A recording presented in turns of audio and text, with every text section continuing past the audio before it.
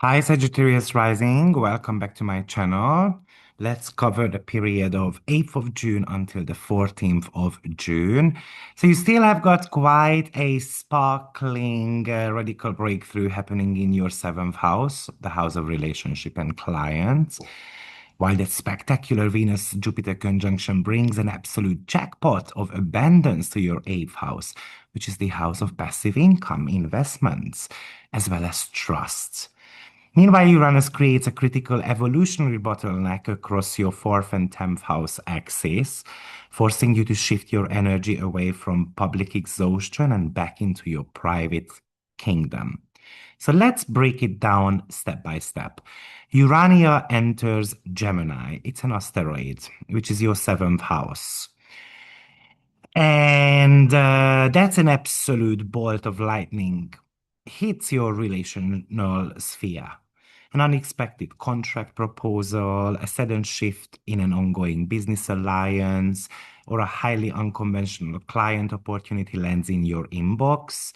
This brings an immediate intellectual breakthrough, showing you exactly how to restructure your partnerships to allow for maximum mutual freedom and brilliant, fast-paced kind of like collaboration. So things can speed up for you.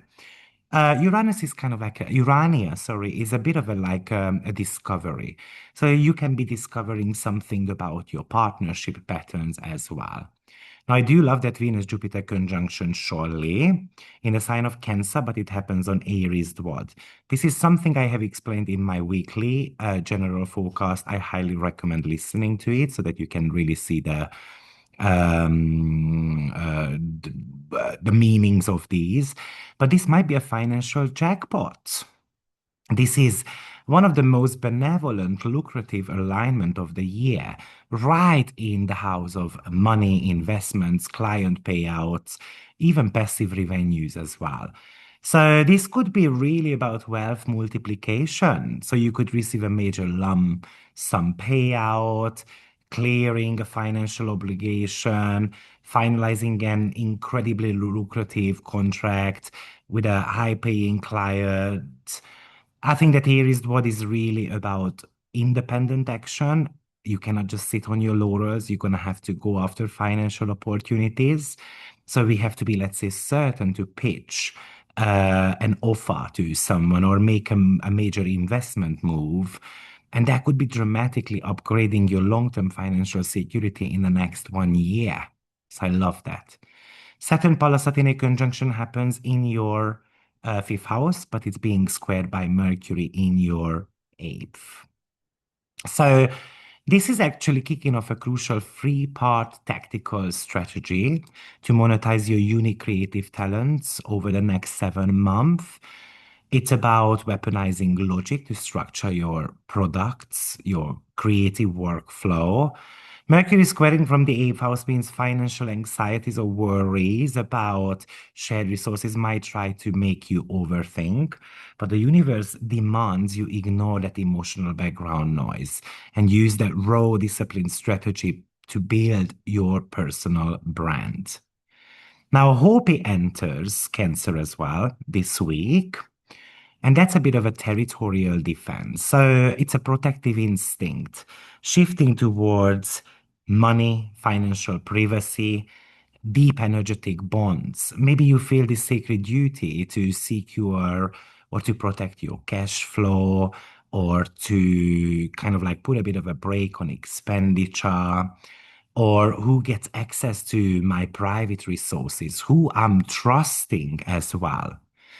Venus squaring Chiron this week, and then Venus moves into Leo.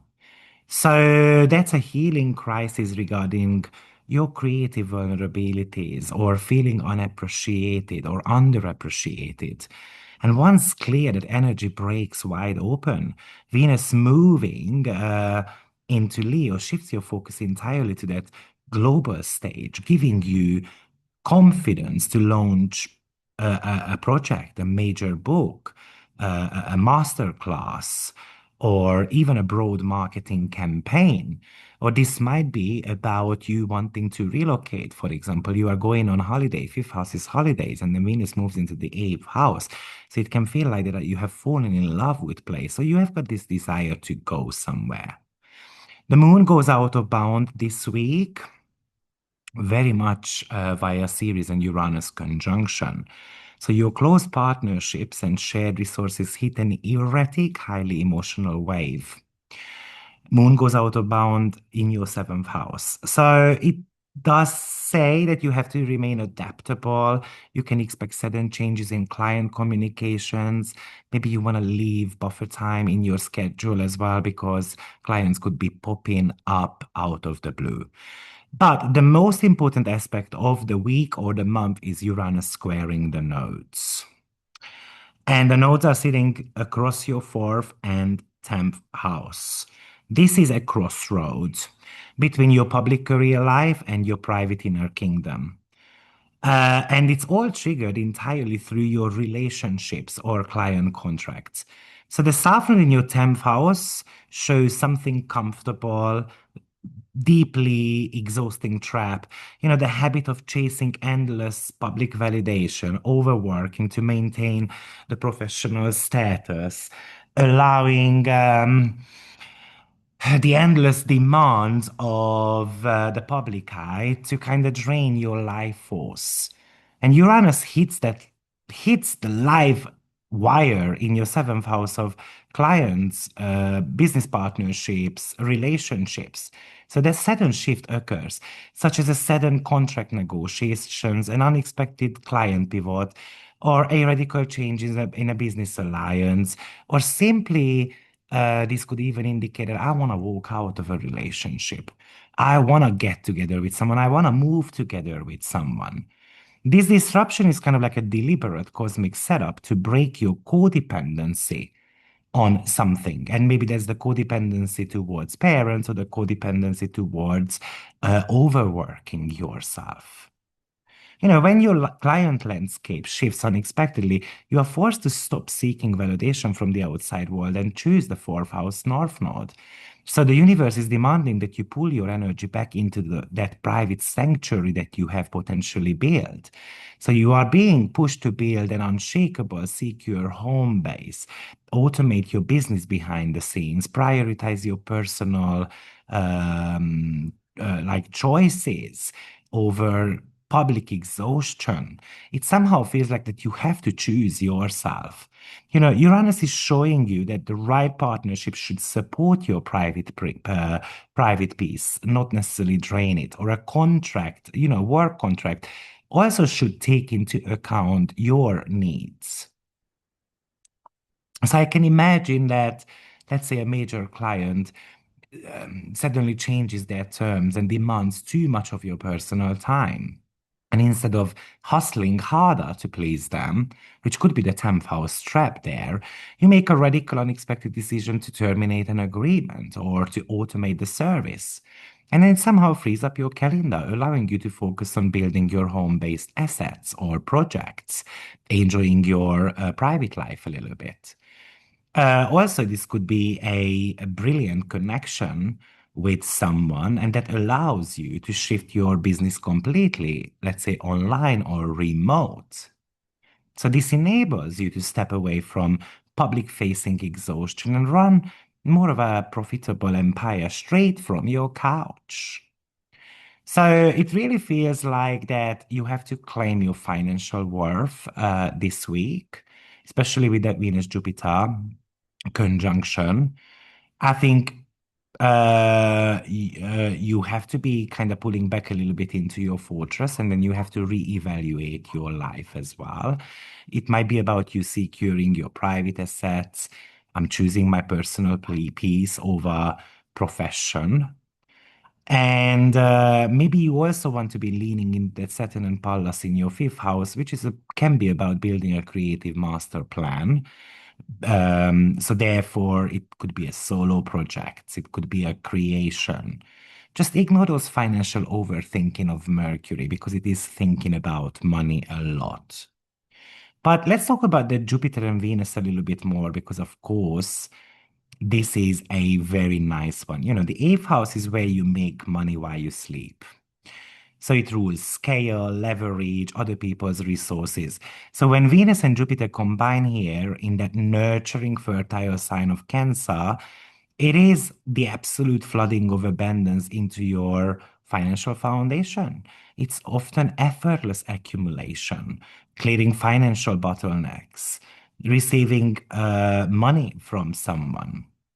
But remember, it's on sitting on Aries what? So this is not a passive sit back and hope it happens energy. Imagine that Aries is like a micro slice there. So it's about courage. So we aren't just waiting for a client to pay you. We're going to be sending them an email. We're going to kind of nag them a little bit. We're going to pitch an offer to someone.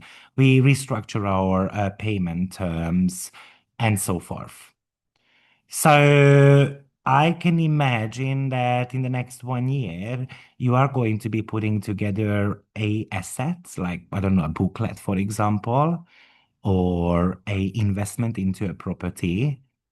And then it can become kind of like an evergreen financial type of source. And it's all driven by a certain type of confidence as well. Um, Or maybe you have got some lingering financial not tax or an ongoing shared resource obligation, and then somehow you find a favor, like you find a way to resolve that, but in your favor.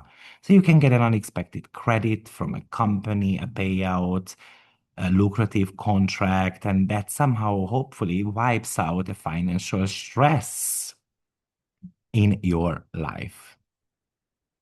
So, good luck, Sagittarius rising sign. Thank you for watching. Don't forget to hit the like and the subscribe button or the notification bell. And I will see you in my next forecast. Take care. Bye-bye.